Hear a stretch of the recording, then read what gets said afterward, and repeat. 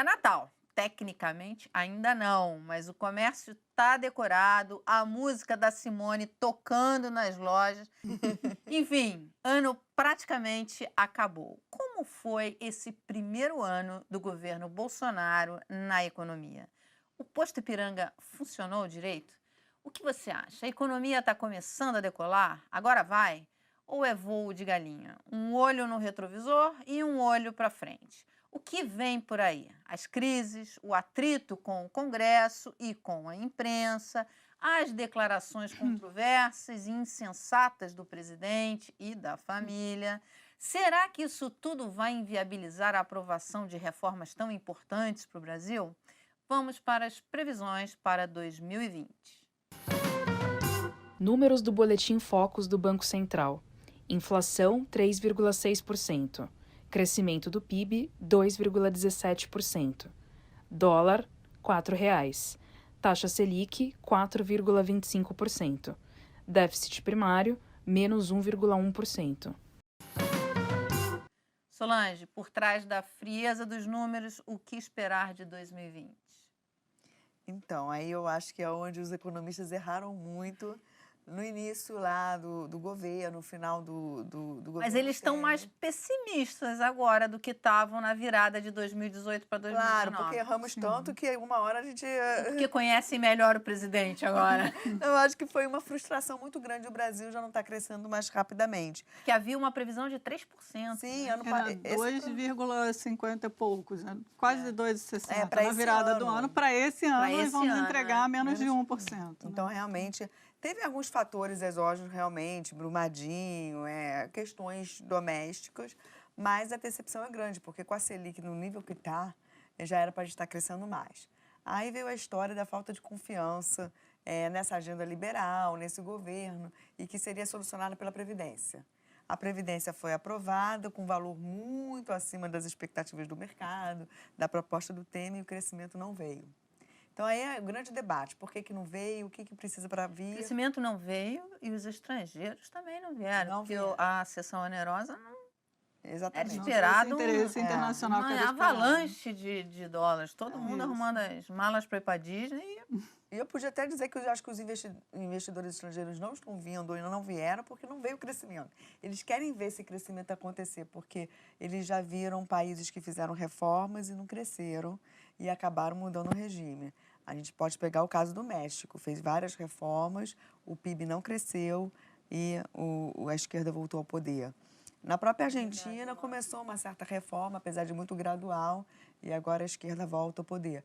Então, eu acho... América Latina pegando fogo, né? Pegando fogo, eu acho que o crescimento é fundamental para o Brasil. Se ele não vier, realmente não vem um estrangeiro, e em algum momento isso aqui pode pegar fogo também. Da mesma forma, se vier, você pode entrar num ciclo positivo. Vem o investimento, cresce mais, e aí tudo melhora.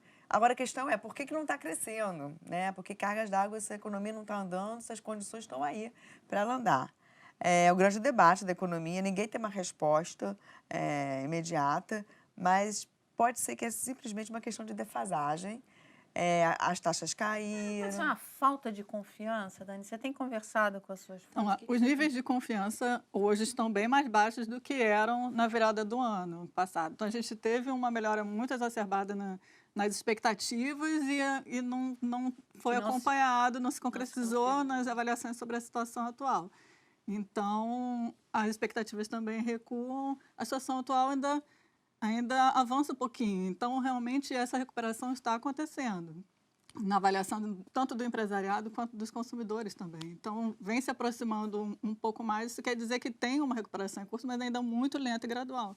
Eu acho que também, provavelmente, passa pelo problema do mercado de trabalho, que ainda não tem causa um problema de demanda doméstica. E internacionalmente, a renda caiu muito. A gente internacionalmente também está num momento mais delicado de desaceleração. Então, acho que tudo está meio contribuindo para essa recuperação ainda muito lenta da atividade econômica. Solange, como ficam os modelos econômicos diante da montanha-russa da política? Como fazer previsões quando um tweet do filho do presidente pode derrubar um ministro? É muito difícil, de verdade, porque a gente avançou em uma reforma que era fundamental para o Brasil simplesmente não quebrar, que era a Previdência. Acho que ela foi mal vendida para a sociedade. Ela não era a solução do Brasil. Ela não jogava o Brasil no abismo. A gente tem que encaminhar essas outras reformas que não são só fiscais, tributária, avançar na concessão e reformas micro, autonomia do Banco Central, Deixar saneamento. o Estado mais eficiente. O saneamento é super importante. Então, a política é muito relevante para essa pauta andar. E se a gente não tiver uma articulação melhor, ou pelo menos um ambiente mais apaziguado, aí isso vai atrapalhar muito esse andamento e o Brasil vai ficar nesse marasmo de não crescer, desemprego alto. Então, Mas você acha que 2020 pode ser pior do que 2019? não acho. Acho que é difícil ser pior, porque foi muito ruim em 2019, a não ser que o governo realmente se desarticule totalmente e, por algum motivo, abandone a pauta econômica e volte suas forças para uma outra pauta. Então... O ex-ministro Bibiano esteve aqui no Segunda Chamada e ele disse o seguinte, que qualquer um que mostrar pretensões à presidência, o presidente degola. Cabeça. E ele acha que o ministro Paulo Guedes pode ter pretensões à presidência. O que você acha, Elis? Eu não acho, não. Eu realmente não acho. Conhecendo um pouco o que eu conheço do Paulo Guedes, eu conhecendo o perfil dele, eu acho que ele quer deixar um legado para a economia, não ser o político, o negociador. Tanto é que ele está sendo obrigado, entre aspas, a negociar com o Congresso agora essa pauta fiscal por falta de articulação. A estreia dele no Congresso foi um desastre. Horrível. Eu acho que Mas ele nem quer era o seguir papel dele, a parte né? técnica. Então... Eu acho que justamente um presidente está dando esse poder a ele porque sabe que ele não tem. E o Paulo Guedes o ministro é bastante esperto, sabe também que se ele bobear, a pauta econômica vai por água abaixo. Vai por água abaixo, é verdade. Mas ele já teve análise, depois do pacote Guedes, do pacote que ele apresentou recentemente, já teve análise nos jornais, colocando ele como uma possibilidade, realmente, que seria uma ótima opção, no caso, porque ele, de fato, está fazendo um esforço no sentido de... Ele está negociando direto com o Congresso. Porque ele tem, Exatamente. A gente entrevistou alguns parlamentares que falam diretamente com ele. A Joyce, o Alexandre Frota e outros lá da base do PSL que estão falando diretamente falava, agora não sei, né? Porque o PSL tá aquela bagunça, a gente não sabe quem é do PSL, quem não é, né? Enfim.